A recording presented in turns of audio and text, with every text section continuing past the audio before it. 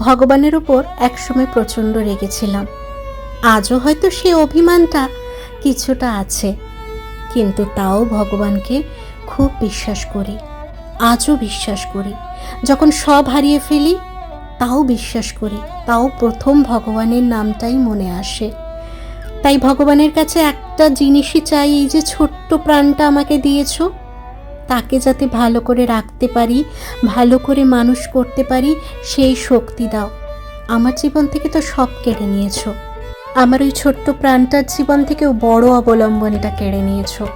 তাই চাই ওই ছোট্ট প্রাণটার পাশে ওর যে অবলম্বনটা কেড়ে নিয়েছো তার একটু হলেও যেন দাঁড়াতে পারি, সেই আশীর্বাদটুকু আমায় করো সারা জীবন। গুড মর্নিং, দেবলীনা রোজনাম চাই তোমাদের সবাইকে জানাই আরও একবার অনেক স্বাগত। আজ সকালটা পুজো দিয়ে শুরু করলাম। আজ যে সংক্রান্তি, আমাদের বলে ছাতু সংক্রান্তি, তোমাদের কে কী বলে সেটা একটু জানিও। তো ওই জন্য মা আজকে ছাতু প্রসাদ দিয়েছে, ছাতু মাখা, গুড়ের বাতাসা দিয়ে ছাতু মেখে আজকে ভোগ দিয়ে তারপরে আমাদের ছাতু খাওয়া শুরু হয়। তো সেইভাবেই চলছে এতদিন, এত বছর ধরে সেরকমই নিয়ম। তো ওইদিকে পুজো শেষ করে মেয়েকে আজ সকালে পড়াতে আসবে, মেয়ের পড়ার জায়গা ঠিক করে চলে এলাম বিছানা গোছাতে।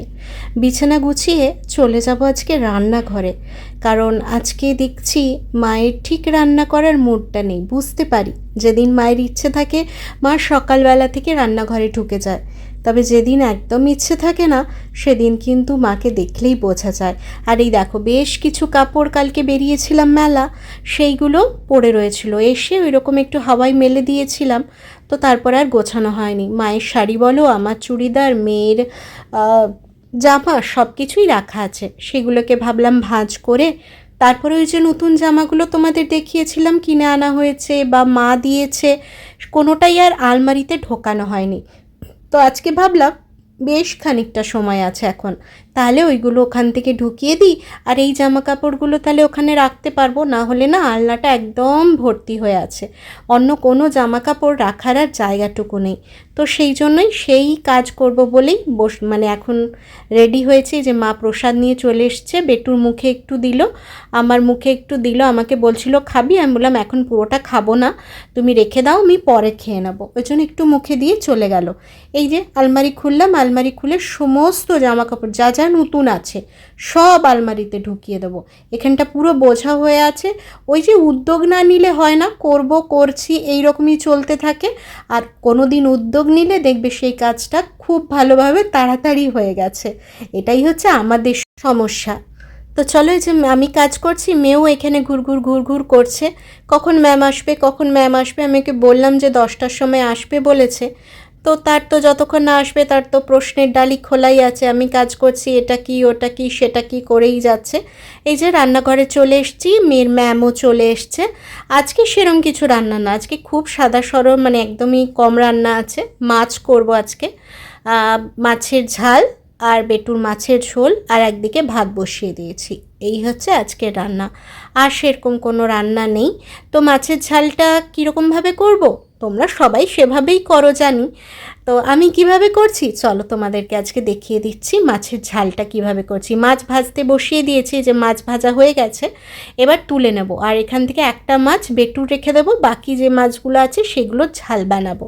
প্রথমে তেল তো ছিলই, সেই তেলটার মধ্যেই দিয়ে দিলাম একটু কালো জিরে দিয়েই পেঁয়াজ আর টমেটো আর কাঁচা লঙ্কা তিনটেই একসঙ্গে দিয়ে দেবো, দিয়ে নুন আর হলুদ ব্যাস দিয়ে একটু পেঁয়াজ টমেটো কাঁচা লঙ্কাটাকে ভাজা ভাজা করব। আর লঙ্কাগুলো গোটা দিয়েছি, একটুখানি ভেঙে দিতে হতো কিন্তু তখন আর দিইনি, এই এখন খুন্তি দিয়ে লঙ্কাগুলোকে একটু কেটে দিচ্ছি, দিয়ে একটুখানি পেঁয়াজটাকে লাল লাল হতে দেব। তারপরে খুব অল্প পরিমাণ, দেখো লাল লাল হয়ে গেছে, খুব অল্প পরিমাণ 2 চামচেরও কম সর্ষে দিলাম, কারণ সর্ষে বেশি আমারও ভালো লাগে না, তবে দিদা খাবে, দিদা ঝালটা অবশ্য খাবে না, মাছটা খাবে। তো এর মধ্যে আর একটু জিরে গুঁড়ো দিয়ে দেবো, ব্যাস দিয়ে এবার আর একটুখানি লঙ্কার গুঁড়ো, যেহেতু কাঁচা লঙ্কা দিয়েছি তাই আর বেশি লঙ্কার গুঁড়ো দেবো না, একটু লাল লাল হওয়ার জন্য সামান্য। দিয়ে এটাকে একটুখানি কষার জন্য ছেড়ে দেবো। অনেকেই বলো তোমরা, মানে অনেকের ভিডিওতে আমি দেখেছি যে সর্ষে কষলে তেতো লাগে, আমার কিন্তু লাগে না, আমাদের লাগে না। আমরা কষলে আবার মানে একটুখানি তেল না বেরোলে খেতে পারি না সর্ষে থেকে। দেখো একটুখানি ভাজা ভাজা করে জল দিয়ে দিয়েছি। এবার জলটা যেই ফুটে উঠবে মাছগুলো দিয়ে দেবো। ব্যাস, মাছ দিয়ে একটুখানি ফোটার অপেক্ষা, একটু কমিয়ে ছেড়ে দেবো যাতে মাছের ভেতরে রসটা ঢুকে যাওয়ার জন্য। তারপরেই একটু কাঁচা তেল দিয়ে নামিয়ে দেবো। আর মাঝখানে একটু টেস্ট করে দেখবে অবশ্যই নুন মিষ্টিটা ঠিক আছে কিনা। একটুখানি ব্যালেন্স না হলে না ভালো লাগে না। দেখো আমার মাছের ঝাল কমপ্লিট। এবার একটুখানি কাঁচা তেল দিয়ে দেবো, মা দেয় তো ওপর থেকে কাঁচা তেল দিয়ে দেবো, তাহলেই হয়ে যাবে। এরকমই ঝাল ঝাল একটু রাখি মনে হচ্ছে, কারণ বেশি শুকনো করে দিলে আবার ভাল লাগবে না।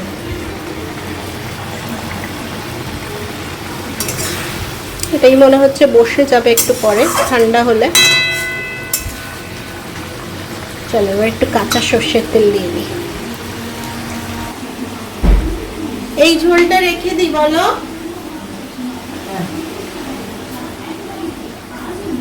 হ্যাঁ,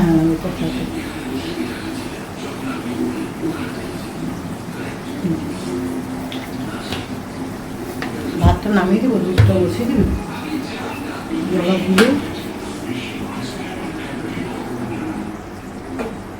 আমি একটু ঢেলে নিই মাছটা, তারপরে আমি নামিয়ে দেবো সব। এদিকে তো দেখলে মাছের ঝাল হয়ে গেছে, মাছের ঝালটাই প্লেটে ঢেলে নেব। আর ওদিক থেকে ভাতটা নামিয়ে দেব, দিয়ে দুধ এসে গেছে, দুধটা বসিয়ে দেবো, নাহলে বাবা আবার দুধ কেটে যাবে, সে দুধের এক বিশাল সমস্যা। এবার চলে এসেছি মেয়ের মাছটা বসাতে। মাছ তো ভাজা আছে, সবজি সেদ্ধ করা আছে, আর কোনো মশলা দেবো না। ওরও একটুখানি পেঁয়াজ টমেটো ভেজে জিরে গুঁড়ো দিয়ে ব্যাস করে দেবো, আর কোনো আদা রসুন কিচ্ছু দেবো না। ওই যে মাছের ঝাল করেছিলাম ওখান থেকেই না একটু পেঁয়াজ আর টমেটো রেখে দিয়েছিলাম।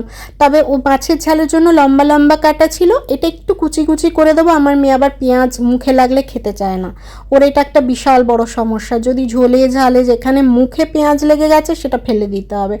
ওই জন্য ছোট্ট ছোট্ট করে কেটে দিলাম যাতে গলে যায় জিনিসটা। এই যে নুন হলুদ সব দিয়ে দিলাম, জিরে গুঁড়ো দিয়ে দেবো, দিয়ে একটু ভাজা ভাজা করে সবজি সেদ্ধটা দিয়ে ফুটিয়ে নিয়ে মাছ দিয়ে দিলেই ওর মাছের ঝোল খাওয়ার মতো রেডি। বেশি তো কষা ভাজা ওর কোনো ইয়ে নেই, ওর নুন মিষ্টিটা ঠিক হলেই হলো।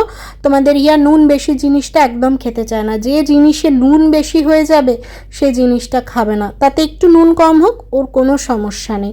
কোনো সমস্যা আমার মেয়ে বলে বলবো না, খাওয়া সেরকম একটা যে খুব সমস্যা করে সেটা করে না। ওকে শুধু পাঁপড় ভাজা ভাত দিয়ে দাও, তাই সোনামুখ করে খেয়ে নেবে। আমার মাছ দরকার, আমার মাংস দরকার, এটা কিন্তু কখনো বলে না। চলো সকাল থেকে না আসিনি একদম, রান্নাবান্না কমপ্লিট। এবার ওষুধ খাবো, ফ্যান চালিয়ে বসবো। মাসি এসছে, ঝাড়ুটা দিলে ফ্যান চালিয়ে বসে ওষুধটা খাবো, গরমে ঘেমে গেলাম। বেটুরও মাছের ঝোল হয়ে গেল, সবজি সেদ্ধ করা ছিল, আর আমাদের মাছের ঝাল করলাম। কালকের এঁচোড়ের তরকারি আছে, হয়ে যাবে। আর ভাতে দিদার আলু দিয়ে দেওয়া হবে, ব্যাস দিয়ে দিয়েছে মনে হয়। তো এই হচ্ছে আজকে রান্না, আর বেশি কিছু না। ভাতও ফুটিয়ে বন্ধ করে রেখেছি। এরপরে হচ্ছে তোমার ভাতটা গেলে দেবো, মানে আরেকটু পরে আরেকবার ফুটিয়ে। এটা নতুন চাল, দেখতে হবে কতক্ষণ কি সময় লাগে না লাগে। এটা একদম নতুন চাল, কালকে আনা হয়েছে, দেখতে হবে। মাসি এলো এবার কাজ করবে, কাপড়গুলো শুকাবো। এখনও অনেক কাজ বাকি আছে। মেয়ের পড়াতে এসছে, মেয়েকে আজকে সকালে পড়াতে বললো দিদি আজকে সকালে পড়াতে চাই। আমি বললাম হ্যাঁ চলে এসো, ছুটি আছে যখন সকালে পড়ে নিই, বিকালটা ফ্রি থাকবে, দাদার সঙ্গে ঘুরতে যেতে পারবে বা আমরা ঘুরতে নিয়ে যেতে পারবো, যাই হোক। বললাম হ্যাঁ চলে এসো। তো এখন সকালে তো আমি পড়তে বসাই, তো ঠিক আছে চলো, হয়ে গেল, ও করে নিচ্ছে। আমাদেরও রান্নাবান্না মার আজকে ইচ্ছে করছিল না, মা বলছে আজকে ইচ্ছে করছে না। আমি বলছি ছেড়ে দাও, আমি করে দিচ্ছি, আমার তো সেরকম কোনো ব্যাপার না। আর রান্না করতে ভালোই লাগে, তবে করি না, মা যেহেতু করে। কিন্তু মাছের ঝাল হয়ে গেল, বেটুর মাছের ঝোল হয়ে গেল, কাজও শেষ হয়ে গেল। এবার একটুখানি দেখি বসে এডিটটা করতে পারি নাকি, একটু এডিটটা এগিয়ে রাখবো, দুপুরে নালে চাপ হয়ে যায়। ওষুধটা আগে খাবো ফ্যানটা চালিয়ে, কারণ এখন ফ্যানটা চালাতে পারবো না, দিদি ঝাড়ু দিতে আসবে, মানে মাসি ঝাড়ু দিতে আসবে, তো ওই জন্য চালাতে পারবো না। চলো তোমরাও দেখতে থাকো, দেখলি না কী করে সারাদিন, বসে থাকে, শুয়ে থাকে, ঘুমিয়ে থাকে, হ্যাঁ কাজ বাজ করে, যাই করে। দুধ বসিয়ে এসছি এবার। মানে গ্যাসটা ভাত হয়েছিল, গ্যাসটা মুছছে, ওদিকটা ভাতটা নামিয়ে দিলাম, দিয়ে দুধটা বসিয়ে দিলাম, দুধটা ফুটলে নামিয়ে দেবো। মা একটু বসে টিভি দেখছে, দিদা স্নান করতে গেছে। এই হচ্ছে আমাদের 4টে লোকের আপডেট। চলো আবার পরে আসবো, হ্যাঁ একটুখানি ওষুধগুলো খেয়ে নিই। খাওয়া দাওয়া কমপ্লিট। আজকে না মাথায় শ্যাম্পু দিয়েছি, বুঝলে, মাথাটা শ্যাম্পু তো দিতেই হতো, আজকে দিলাম। আর বাইরে প্রচণ্ড রোদ আছে, একদম প্রচণ্ড, দরজা জানলা সব বন্ধ করে দিয়েছি, নালে ঘরটা পুরো গরম হয়ে যাবে। যে বাইরেটায় বেরিয়েছি না, পুরো গরম। তাও এখানে রক্ষে কী বলতো, গাছের ছায়া আছে তো কাপড় জামাগুলো অত জ্বলে না, নাহলে একদম যদি গাছগুলো না থাকতো একদম জ্বলে জ্বালন হয়ে যেত। তো ওই তো মাছের ঝাল আর তোমার কী বলে ওটা, এঁচোড়ের তরকারি আর চাটনি, সে আমের টক মাসে যে করেছিল সেটা ছিল। আর বেটুর জন্য একটু পাঁপড় ভেজেছিল, সেই পাঁপড়, আমার পাঁপড় ভাজা দিয়ে চাটনি খেতে খুব ভালো লাগে। কার কার ভালো লাগে বলো, আমার ভীষণ ভালো লাগে, যে টমেটোর চাটনি হোক যাই হোক, একটু পাঁপড় ভাজা দিয়ে খেতে ভালো লাগে। তো পাঁপড় ভাজা দিয়ে একটু চাটনি খেলাম লাস্টে। খাওয়া শেষ, এবার দেখি বেটু কোথায় শোয়, আমি এডিট করতে বসবো। জল খাবো মানে এই খেলাম তো এক্ষুনি শোবো না, এই জন্যই তোমাদের সঙ্গে একটু কথা বলতে এলাম, এদিকটা একটু বেরোলাম, কারণ এক্ষুনি শোবো না, জল খাবো, তারপরে একটু 15-20 মিনিট পরে জল খাবো, তারপরে গিয়ে শোবো। বিকেলে উঠে তোমাদের সঙ্গে আবার দেখা হবে, হ্যাঁ। আর এখন দেখা হবে না, কারণ এখন এডিট করতে বসবো। আমার তো একটাই ফোন, আমার তো 4টে ফোন নেই। এই ফোনটাই ভিডিও, এই ফোনটাই এডিট, এই ফোনটাই মানুষের ফোন আসে, এই ফোনটাতেই মেসেজ আসে, সমস্ত কাজ হয় এই ফোনটাতেই। তো সেই জন্য একটু মাঝে মাঝে অসুবিধা হয়ে যায়, বাট কি আর করা যায়, ম্যানেজ। চলো তাহলে আবার পরে আসবো, হ্যাঁ বিকেলবেলা দেখা হচ্ছে তোমাদের সবার সাথে আবার। এখন ঘুমিয়ে পড়ি না ঘুমোবো না, এডিট করবো, বেটুকার সঙ্গে ঘুমোয় দেখি, তারপরে শরীরটা কেমন লাগে দেখি, সব কিছু মিলিয়ে মিশিয়ে এখন কি করি দেখি। তো চলো, তো এখনের মতো গুড ইভিনিং। সেই দুপুরের পরে সন্ধ্যাবেলা চলে এসেছি, তোমাদের হিয়ারানির বইয়ের মলার দিতে বসেছি, কভার দিতে। আর একদিন পরেই তো স্কুল, কাল তো পয়লা বৈশাখ। আর আজকের এই ভিডিওটা তোমাদের কালকেই যাবে, তাই এই ভিডিওতেই তোমাদেরকে জানিয়ে দিই পয়লা বৈশাখের অনেক ভালোবাসা আর বড়দের প্রণাম। তো কালকের দিনটা আশা করছি ভালোভাবে কাটানোর চেষ্টা করব, তোমরাও কালকের দিনটা ভালোভাবে কাটানোর চেষ্টা করো। আর এই যে হিয়া বুড়ির সমস্ত কভার আজকে রেডি করে দিতে হবে, কালকে নাম টাম লিখে আই কার্ড তৈরি করে, মানে এখন তো ম্যানুয়ালি আই কার্ডটা যাবে, তারপরে স্কুল থেকে তো ওদের প্রিন্টেড আই কার্ড দেবে পরে। তো সমস্ত কিছু রেডি করে আমাকে পাঠাতে হবে, তাই এখন মা মেয়ে মিলে বসেছি কভার দিতে। আমি কিন্তু সত্যি কথা বলতে সেভাবে কভার দিতে পারি না, যেটা সত্যি সেটা সত্যি। ছোটোবেলা থেকে কোনো দিন দিইনি, বাবা মাই দিয়ে দিয়েছে, তাই আর অভ্যেস হয়নি। তাই আমি মাকে মাপ করে করে কেটে দিচ্ছি, একটা দেওয়ার চেষ্টা করছিলাম, দেখো না কিছুতেই কোন দিক মুড়ে যাচ্ছে, কি হচ্ছে কিছুতেই পাচ্ছি না। তবে শিখে নেব, শিখে তো নিতেই হবে, মেয়ে আছে, কবে মা থাকবে, কোথাও যদি বাইরে যায় কোন দিন দিতে হবে না হবে, ওই জন্য শিখে নিতেই হবে জিনিসটা। ওই জন্য ট্রাইও করছিলাম দেখো, কিন্তু কিছুতেই না ম্যানেজ করে উঠতে পারলাম না, ওই জন্য ছেড়ে দিলাম। দূর বাবা, করে কাজ নেই, নষ্ট হবে, মাকে ছেড়ে দিই, মা করুক, পরে আস্তে ধীরে সুস্থে করে শিখে নেব। তো এই যে আমি মাকে মাপ করে করে সমস্ত ব্রাউন পেপারগুলো কেটে দিচ্ছি, মা মুড়ে দিচ্ছে, এই যে একদম মাপে মাপে করে কেটে দিচ্ছি, মা শুধু কেটে আর ওপরটা নিচটা মুড়ে দিচ্ছে। আর হিয়ারানি তো ব্যস্ত হয়ে যাচ্ছে, কি করব কি না করব। আমি বললাম তুমি দুধ খেয়ে নাও, তারপর কিন্তু পড়তে বসতে হবে, ওকে নিয়ে আবার পড়াতে বসতে হবে, ম্যামের কাজ আছে। কাল সারাদিনও থাকবে না, বলেছি ঠাম্মি দাদার বাড়ি, কাল পয়লা বৈশাখ তুমি ওখানে থাকবে সকাল থেকে, তাহলে ম্যামের কাজগুলো তো ওকে আজকেই করে নিতে হবে। এই জন্য অনেকটা সময় নিয়েই ওকে বসতে হবে, যাতে আজকেই সমস্ত কাজটা ওকে কমপ্লিট করিয়ে নিতে পারি। তো চলো কভারগুলো করে নিই। এই যে কভার করে চলে এসেছি মেয়ে তোমাদের হিয়ারানিকে নিয়ে পড়াতে বসতে, কারণ এই কাজটা করতেই হবে। কাল সারাদিন মেয়ে থাকবে না, ঠাম্মি দাদার বাড়ি যাবে, আর অনেক কাজ আছে, ধৈর্য ধরে এখন বসে করতে হবে। আর মা কী করছে বলো তো, আজ যে কাপড়গুলো শোকাতে দেওয়া হয়েছিল সেগুলো তুলে এনে রাখা ছিল, মা বলছে তাহলে আমি এগুলো দাঁড়িয়ে দাঁড়িয়ে পাঠ করে নিই, একটা কাজ হয়ে যাবে। তো সেই রকমই কাজ। আর আজকে তোমাদের রাত্রে কি আমাদের স্পেশাল মেনু, সেটা কিন্তু দেখতেই হবে, পুরো ভিডিওটা কিন্তু দেখতেই হবে। তোমাদের হিয়ারানি সেই মেনুটা খাবে, ও বাছাই করেছে, মানে এটা তো তোমাদের দেখতেই হবে। হিয়ারানির স্পেশাল মেনু কে আজকে নতুন খাবে ওই খাবারটা। কি খাবে জানি না, সত্যি ভীষণ ভয়ে ভয়ে আছি আদৌ খাবে কি না। খুব তো আগ্রহ দেখিয়েছে খাবে বলে, আমি খাবো আমি খাবো, কাল থেকে চিৎকার করছে। তবে কতটা কি খাবে আমিও অধীর আগ্রহে আছি দেখার জন্য, যে কতটা কি ও উদ্ধার করে না আবার অন্য কিছু আমাদের বানাতে হয়, কারণ কোনো ব্যাকআপ ভেবে রাখিনি। যদি না খায় তাহলে ওকে মুড়ি খেতে হবে, কারণ রুটি পরোটা কিচ্ছু করেনি, তাহলে করে দিতে হবে, সময় দিতে হবে। তো চলো ওকে পড়িয়ে নিই, তারপরে রাত্রের স্পেশাল মেনু নিয়ে আবার তোমাদের সঙ্গে দেখা হচ্ছে। হিয়ারানির আজকে ডিনার মেনু দেখো, জল দেওয়া ভাত, পান্তা ভাত না বাবাই, পান্তা ভাত খাবে ও, কাল থেকে চিৎকার শুরু করেছে। পান্তা ভাত, আলু ভাজা আর বড়া ভাজা দিয়ে ও পান্তা ভাত খাবে।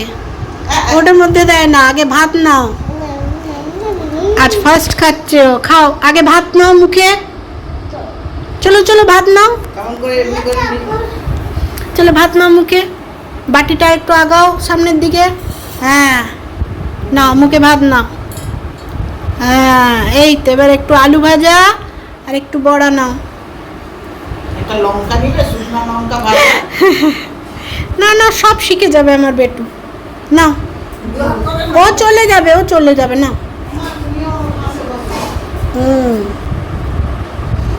কেমন লাগছে মানে, হাত দিয়ে দেখাও।